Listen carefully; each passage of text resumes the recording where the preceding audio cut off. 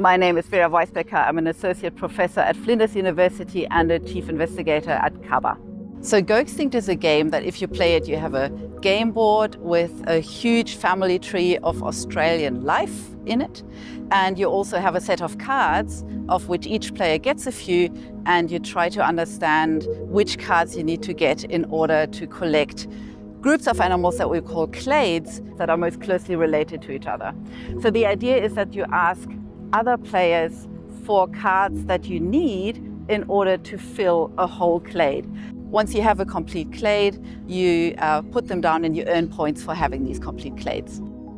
So in this game we have several names that we're using. So we've got the English names that every single Australian will probably understand. We have the scientific Latin names, which many people think of as the true names or the real names because they're scientific, but they're not actually the first names for the animals. The very first names for these animals, the truly original names, are from the indigenous people. So it was very important to me to get as many indigenous words used in this game in consultation with the indigenous custodians of the words.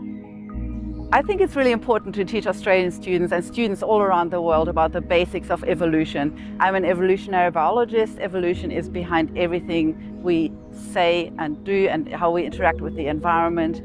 And that's also why I think it's something as important and fundamental as that has to be completely free to the entire population. So I'm really excited to be able to disseminate it to anyone who wants it for playing.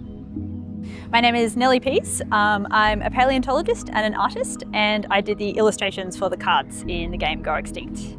Paleo art is art or illustration of plants, animals, microbes, anything that was alive and now can't be seen in any way apart from through the fossil record. Because we can't see them face to face, paleo art is a really great way of visualizing what the world looked like hundreds or thousands or millions of years ago.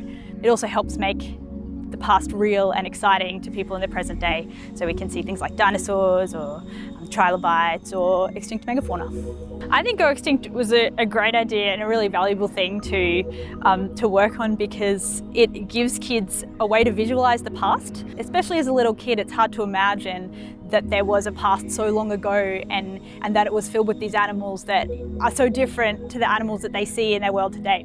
Early on in the development of the game, we had the idea of using a cockatoo as a scale bar for the cards to kind of show the difference between the size of the animals. When we're not sitting them beside each other, it's hard to tell how big a diprotodon is or how small a platypus is. And the cockatoo is kind of a constant on every card. Kids love big animals and they love colourful things, and I think paleontology is a really excellent, we call it a gateway science. It's the sort of science that is really immediately accessible and meaningful to kids. And then that in turn helps teach them things about like deep time and how ecosystems work, how evolution works, for example, which is what Go Extinct is designed to teach. So it's a really great first step into getting kids excited and interested about science. My name is Dr. Arielle Emily Marcy, and I'm an evolutionary biologist at the Australian Catholic University. I also design games, which has been a passion of mine for about 10 years. I graduated from uni and knew that I loved three things. I loved biology, I loved teaching, and I loved graphic design. And board game design meshes all of those into a beautiful melting pot of art and science.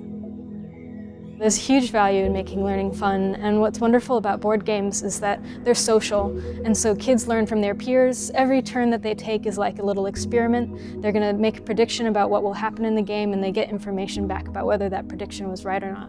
And so they're just constantly bouncing off of each other and learning from one another, and I think that makes for a really social, fun, dynamic experience.